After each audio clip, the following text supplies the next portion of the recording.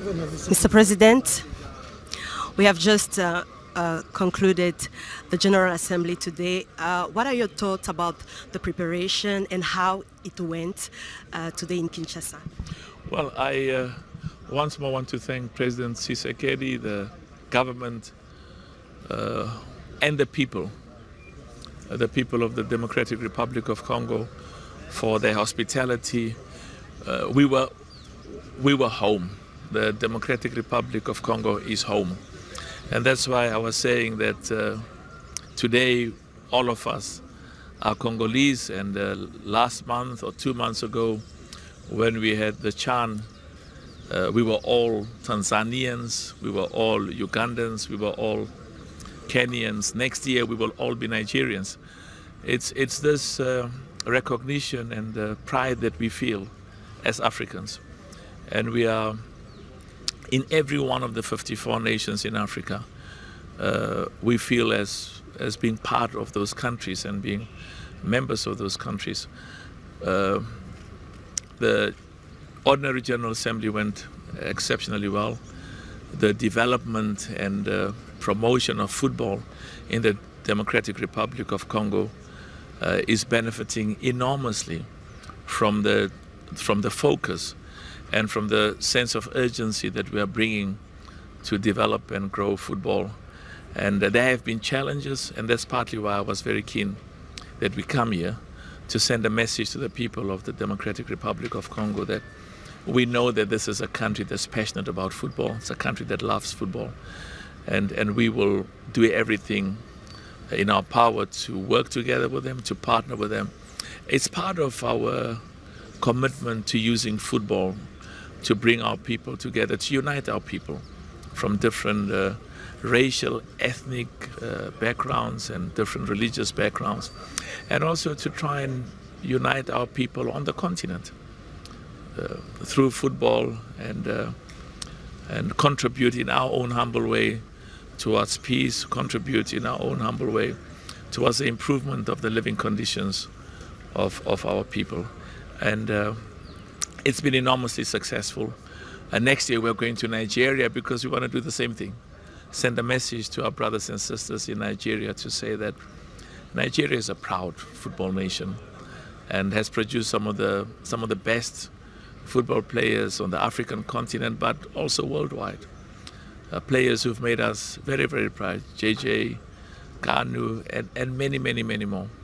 So the African football, the quality of African football, the competitiveness, global competitiveness of African football is continuously improving and continuously succeeding. And part of our objective is also to make sure that in every one of the 54 member associations, because that is a test for how we are performing.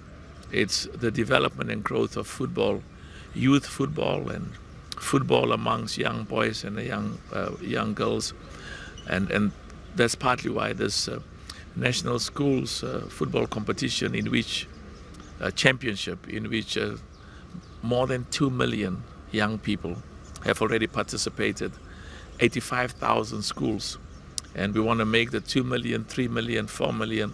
We want the 85,000 schools that participated to become 100,000 and more. Because indeed football has a unique contribution to in its own right as a sport and as a source of income and as a source of building a future for our young boys and girls, to make sure that they succeed. But as I said, we are also deeply committed to the role that and the humble role that we can play through football to contribute to us bringing our people together and uniting our people on the African continent. So let's talk about the financial report, which has been presented earlier today during the General Assembly. We saw a pretty good report. What can you say about it? Well, I'm so proud about the immense financial progress we've made over the last few years.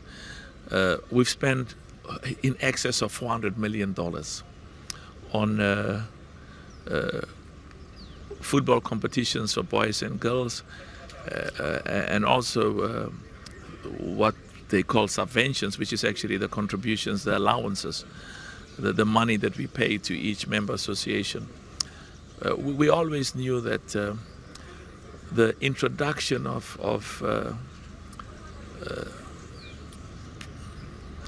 and the commitment to governance, to transparency, to ethical practices will have an enormous contribution to the attractiveness of football in every one of our 54 nations, but also on the continent.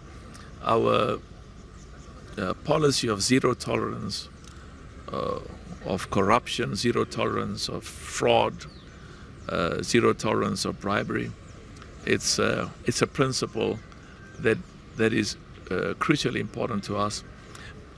That culture of zero tolerance of corruption and zero tolerance of criminality is a culture that we are confident will translate into all of our member associations, and we are proud that they've done very well, but also into the nations and the countries where we live and where we come from.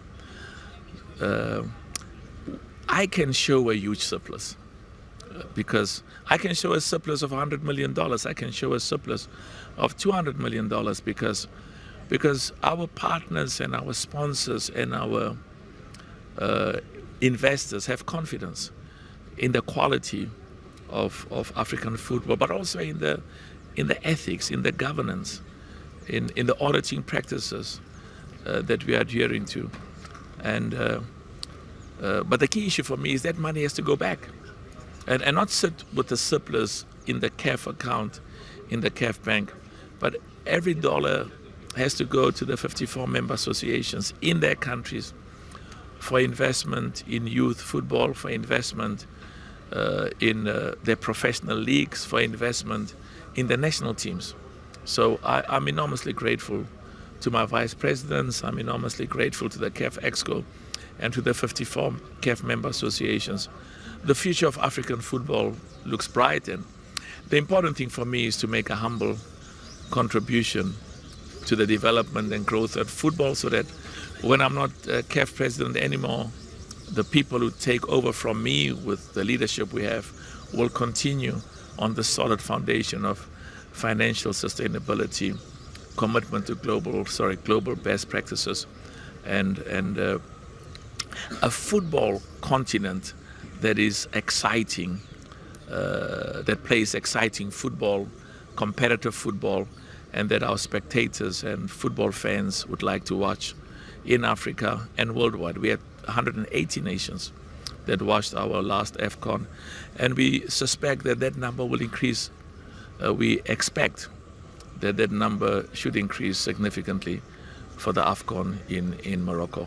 Thank you so much. Merci beaucoup. Thank you.